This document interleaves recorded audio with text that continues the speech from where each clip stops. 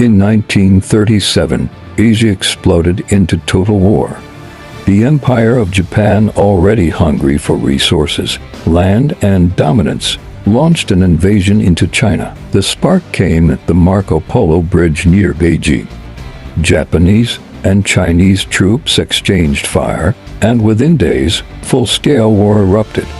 Japan believed China would collapse quickly under modern firepower and aggressive tactics. They were wrong.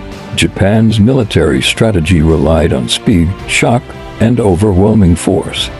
Their army used coordinated infantry assaults backed by artillery, tanks, and air power.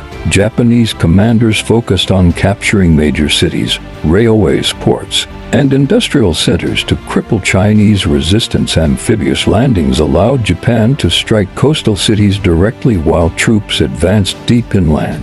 One of Japan's greatest advantages was mobility. The Imperial Japanese Army moved rapidly with mechanized units, supported by trains and naval transport. Japanese pilots dominated the skies early in the war, using aircraft like the Mitsubishi A-5M fighter and bombers that devastated Chinese positions and cities. China, however, had a different strategy: survival through endurance. Chinese nationalist forces under Chiang Kai-shek knew they could not defeat Japan in open battle for long. Instead, they traded space for time, retreating inland while forcing Japan into a massive war of attrition. China's huge size became its greatest weapon. The Battle of Shanghai became one of the bloodiest battles of the war. Chinese troops fought street by street against elite Japanese Marines and soldiers. Japan eventually captured the city, but at enormous cost. Then came the fall of Nanjing. After capturing the Chinese capital in late 1937, Japanese troops unleashed horrifying violence on civilians and prisoners.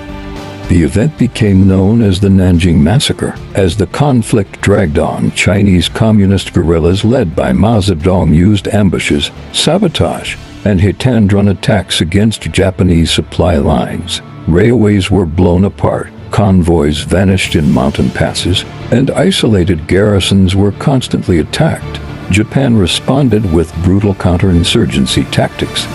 Entire villages were destroyed in anti-guerrilla operations designed to crush resistance. The weapons of the war reflected the brutal nature of the conflict. Japanese soldiers carried the Arisaka rifle, Type 92 machine guns, mortar, flamethrowers, and light tanks like the Type 95 Hago. Their navy supported invasions with battleships, cruisers, and carrier aircraft. Chinese forces used a mixture of German-trained divisions, Soviet equipment, older rifles, machine guns, and artillery from many countries. Despite shortages, Chinese troops continued fighting through years of bombings, starvation, and massive casualties. By the early 1940s, Japan controlled much of eastern China, but victory remained impossible. China kept resisting, tying down hundreds of thousands of Japanese troops.